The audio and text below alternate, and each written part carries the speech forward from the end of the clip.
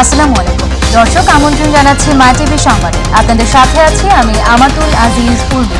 শুরুতেই জানিয়ে দিব সংবাদ শিরোনাম। সরকারি চাকরিতে কোটা পদ্ধতি নিয়ে হাইকোর্টের পূর্ণাঙ্গ রায় পেলে আপিল করার নির্দেশ হাইকোর্টের। রাষ্ট্রপক্ষের আবেদন শুনানি মুলতবি। সর্বজনীন পেনশন প্রত্যয়ের বিরোধিতা করা শিক্ষকদের সাথে ওবায়দুল কাদেরের বৈঠক স্থগিত। অচলাবস্থা কাটছে না বিশ্ববিদ্যালয়। সিলেটে আবারও টানা বৃষ্টিতে বাড়তে শুরু করেছে সুরমা কুশিয়ারার পানি। ফেনীর ফুলগাজী ও পরশুরামে বন্যা পরিস্থিতির আরও অবনতি। আবর্জনায় ভরাট হয়ে অস্তিত্ব সংকটের মুখে মাদারীপুরের কালকিনি পৌরসভার কুমারারি খাল। পানি নিষ্কাশন বন্ধ হওয়ায় ব্যাহত হচ্ছে কৃষিকাজ।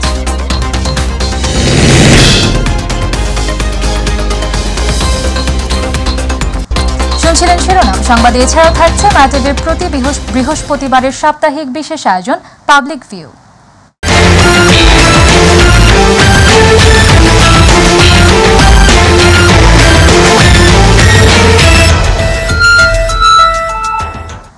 এবারে বিস্তারিত।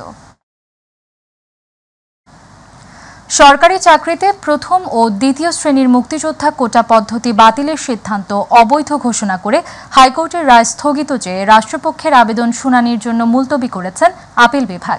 পাশাপাশি পূর্ণাঙ্গ রায় পাওয়ার পর কোটা নিয়ে নিয়মিত আপিল করার নির্দেশ দিয়েছেন সর্বোচ্চ আদালত। এ সংক্রান্ত বিষয় শুনানি নিয়ে প্রধান বিচারপতি ওবায়দুল হাসানের নেতৃত্বাধীন আপিল বিভাগের নিয়মিত ও পূর্ণাঙ্গ বেঞ্চ এই আদেশ দেন। শুনানিতে আপিল বিভাগ রাষ্ট্রপক্ষের উদ্দেশ্যে বলেন, আপাতত হাইকোর্টের রায় যেভাবে আছে সেভাবে থাকুক। রায় প্রকাশ হলে নিয়মিত আপিল দায়ের করার কথা জানান আদালত। আদালতে রাষ্ট্রপক্ষে শুনানি করেন attorney general AM Amin Uddin. রিটের পক্ষে আদালতে উপস্থিত ছিলেন জ্যেষ্ঠ আইনজীবী মোতাহার হোসেন সাজু।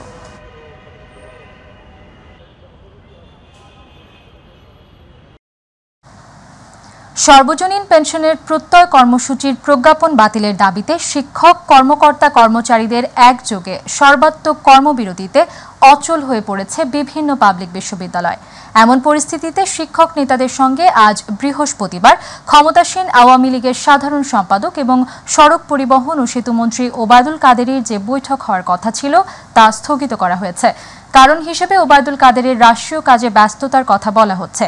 আজসহ টানা 4 দিন ধরে সর্বাত্মক কর্মবিরতি পালন করছেন শিক্ষকেরা। এতে অচল হয়ে পড়েছে ঢাকা বিশ্ববিদ্যালয় সহ 35টি পাবলিক ও সরকারি বিশ্ববিদ্যালয়ের শিক্ষা কার্যক্রম। বিশ্ববিদ্যালয় শিক্ষক সমিতি ফেডারেশনের মহাসচিব ও ঢাকা বিশ্ববিদ্যালয় শিক্ষক সমিতির সভাপতি মোহাম্মদ নিজামুল হক ভূঁইয়া জানান, আওয়ামী লীগের দপ্তর সম্পাদক বিপ্লব বড়ুয়া সকালে ফোন করে বিষয়টি জানিয়েছেন। তবে শিগগির ওবায়দুল কাদের আমাদের সঙ্গে বসবেন।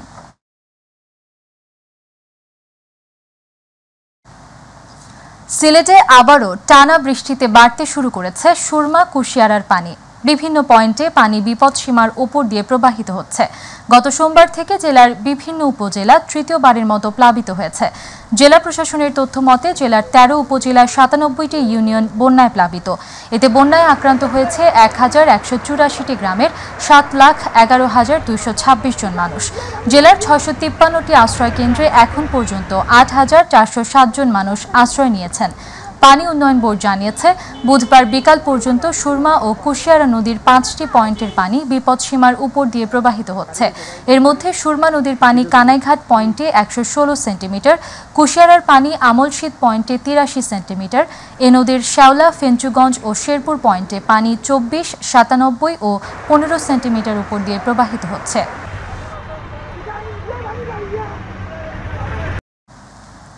ফেনীর মুহুরী, কহুয়া ও সিলোনিয়া নদীর পানি বিপদসীমার নিচে প্রবাহিত হলেও ফুলগাজী ও পরশুরামে বন্যা পরিস্থিতির আরও অবনতি হয়েছে।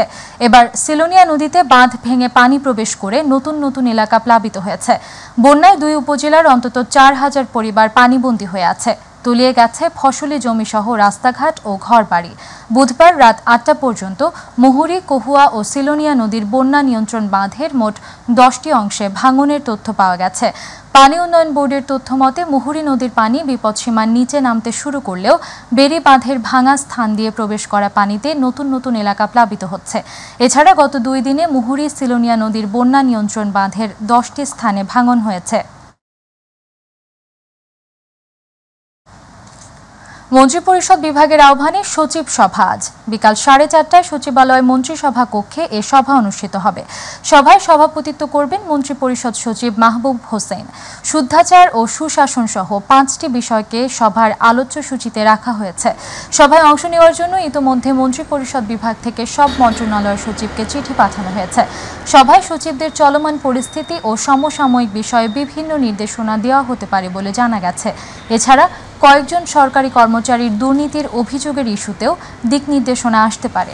সর্বশেষ গত 5 ফেব্রুয়ারি সচিব সভা হয়েছিল। ওই সভায় প্রধানমন্ত্রী শেখ হাসিনা উপস্থিত ছিলেন। পদ্মা সেতু নির্মাণ প্রকল্পের মেয়াদ শেষের সমাপনী আগামীকাল শুক্রবার। সেতুর মাওয়া প্রান্তে অনুষ্ঠিতব্য সমাবেশে অংশ নেবেন প্রধানমন্ত্রী শেখ হাসিনা। এ উপলক্ষে সমস্ত প্রস্তুতি শেষ মুহূর্তে।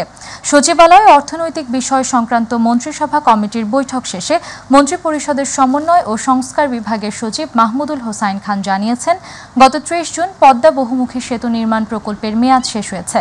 শুক্রবার আয়োজিত সমাবেশে প্রধানমন্ত্রী উপস্থিত থাকবেন বলে সম্মতি দিয়েছেন। নিজস্ব অর্থায়নে নির্মিত দেশের দীর্ঘতম সেতুটি 2022 সালের 25 জুন উদ্বোধন করেন প্রধানমন্ত্রী। এর দুদিন পর সেতুটি চলাচলের জন্য খুলে দেওয়া হয়। 2009 সালে সরকার গঠনের পর সেতুর কাজ পুরোদমে শুরু করে আওয়ামী লীগ সরকার। 2012 সালে নিজস্ব অর্থায়নে পদ্মা সেতু বাস্তবায়নের সিদ্ধান্ত নেয় মন্ত্রিসভা। 2015 সালে পদ্মার মূল সেতু নির্মাণ কাজের উদ্বোধন করেন প্রধানমন্ত্রী শেখ হাসিনা। এবার পাবলিক ভিউ। প্রায় সব জায়গাতেই এখন জলাবদ্ধতার সমস্যা প্রবলভাবে দেখা দিয়েছে। ঢাকার 2 সিটি কর্পোরেশন এ যাবৎ শত শত কোটি টাকা খরচ করলেও ঢাকাবাসী মুক্তি পায়নি জলাবদ্ধতা থেকে। বছরের পর বছর প্রতিকার ও ব্যবস্থার কথা বলা হলেও এ সমস্যার এখন পর্যন্ত কোনো সুরাহা হয়নি। তাহলে প্রশ্ন হলো, জলাবদ্ধতা নিরসনে করণীয় কি? সেই মতামতই দিয়েছেন নগরবাসী। বিস্তারিত আবু সাইদ অপুর রিপোর্টে।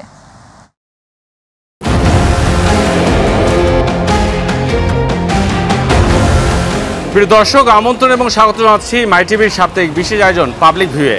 আর বরাবরের মতো আপনাদের সাথে আছি আমি আবু সাইদ অপু। আজকে যে বিষয়ে আমি কথা বলবো তা হলো, সামান্য বৃষ্টিতেই জলাবদ্ধতা সৃষ্টি হয়, চরম ভোগান্তিতে পড়তে হয় নগরবাসীকে। আর এ নিয়ে কি বলছে নগরবাসী তা জানতে হলে আমাদের দেখে আসতে হবে ছোট্ট একটি প্রতিবেদন। সামান্য ভারী বৃষ্টি হলেই রাজধানীর অধিকাংশ সড়ক ডুবে যায়। অনেক বাড়ি দোরগোড়ায় জমে থাকে হাঁটু পানি, কোথাও আবার কোমর পানি। পানিতে থই থই করছে রাজপথ, নৌকা চলতে দেখা যায় কখনো কখনো রাজপথে।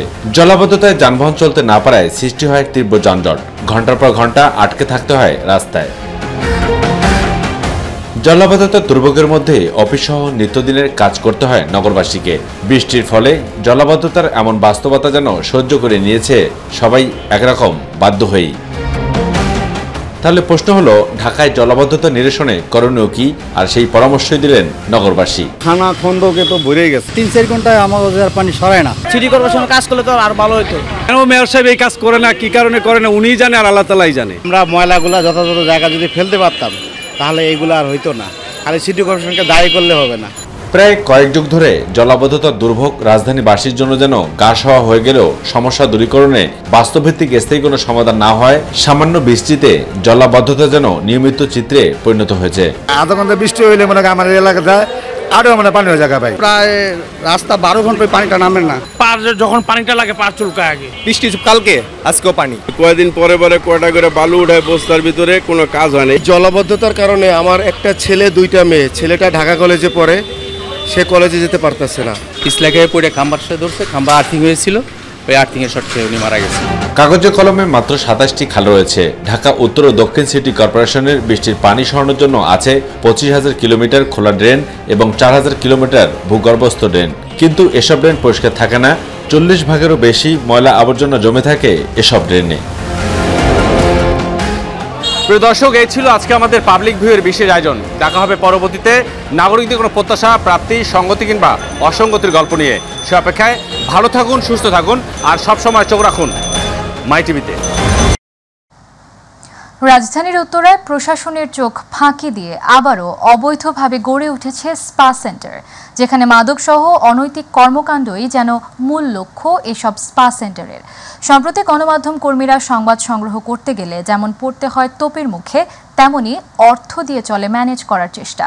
তবে পুলিশ বলছে অভিযোগ পেলে ব্যবস্থা নেওয়া হবে। প্রতিনিধি শাহজালাল জুয়েলের রিপোর্ট, জানাচ্ছেন শামস তাবরিজ উচ্ছ্বাস। স্পা সেন্টার, যার মূল কাজ হলো শরীর ম্যাসেজ করা, কিন্তু বিপরীত চিত্র রাজধানীর উত্তরার সাইড গ্র্যান্ড সেন্টারের 7 তলায়। নিচতলায় মসজিদ, উপরে চলছে স্পা সেন্টারের নামে দেহ ব্যবসা সহ মাদক সেবন। যেন দেখার কেউ নেই, শুধু প্রয়োজন মুঠোফোনে যোগাযোগ করে সেখানে পৌঁছানো। পরিস্থিতি যখন এমন, গণমাধ্যম কর্মীরা এবার হাজির মাক্ষিরানী খ্যাত পাখিয়াপার স্পা সেন্টারে, কিন্তু প্রবেশ করতেই যেন বিধিবাম, উল্টো হুমকি ধামকি সহ ফাঁসানোর চেষ্টা। 12-13 জন যায় আমাদের উপরে হামলা করে, আমাদের ক্যামেরাটা ভাঙচুর করে। এদের কথা হচ্ছে এরা চালাবে, ওপেন চালাবে, এদের কেউ কিছু করতে পারবে না। যাই চিত্র দেখলেই অনুধাবন করা সম্ভব। শুধু এখানেই শেষ নয়, রাজধানীর অভিজাত এলাকা বনানী গুলশান সহ আরো 6টি স্পা সেন্টার থাকলেও কতিপয়দের ম্যানেজ করে চলছে অসামাজিক কার্যকলাপ, বললেন পাখিয়াপা। টোটাল কয়টা আপনার? টোটাল 6টা। বনানী আর কোথায়? কি বনানী প্রশাসন সব ম্যানেজ করে থাকেন? প্রশাসন সব ম্যানেজ করে থাকেন? হ্যাঁ, প্রশাসন সারা তারপর সাংবাদিক ম্যানেজ করে চলে।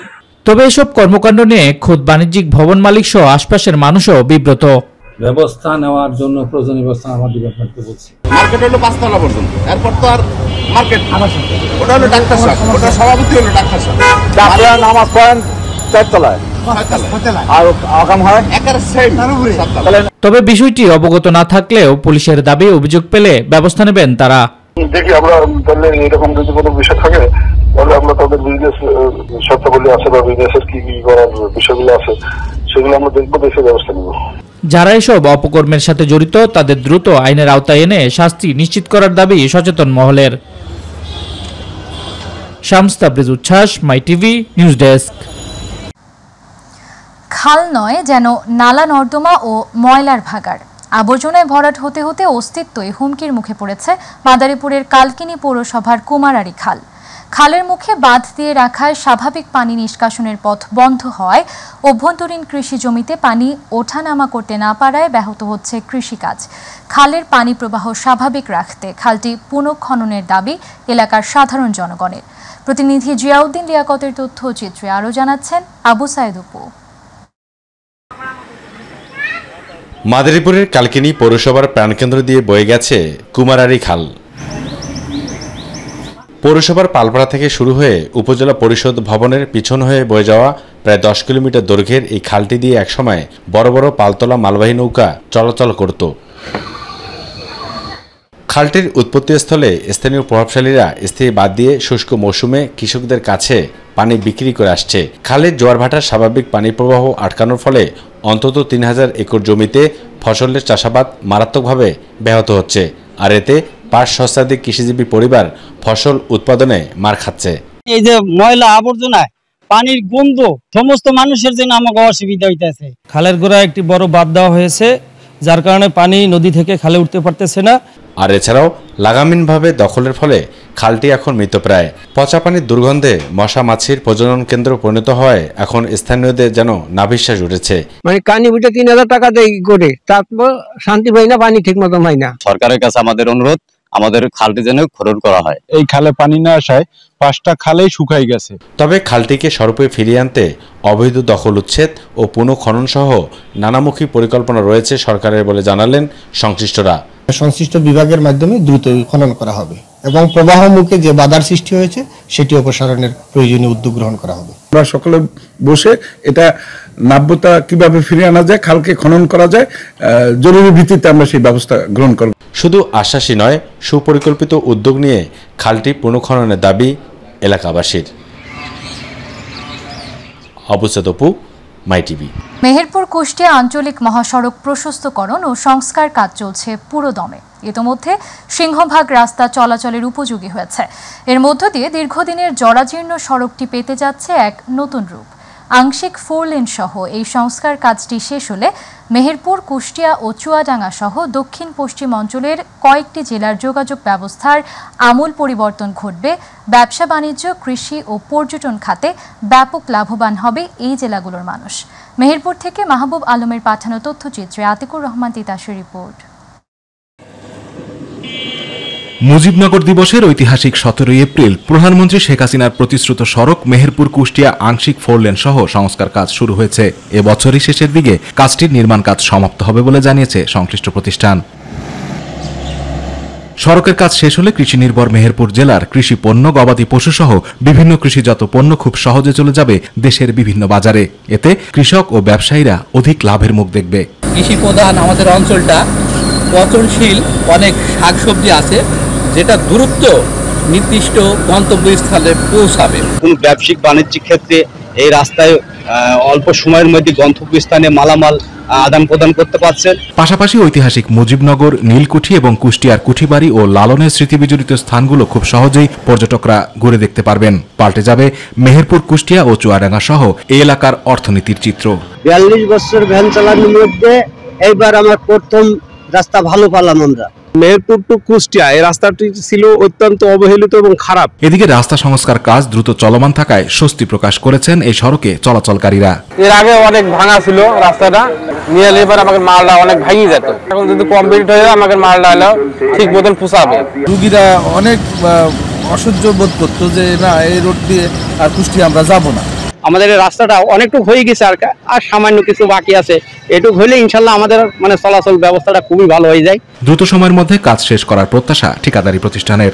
আমরা রাস্তা কমপ্লিট করে ডিপার্টমেন্টের কাছে হ্যান্ডওভার করার পরে আমাদের 3 বছর মেইনটেনেন্স ছিল।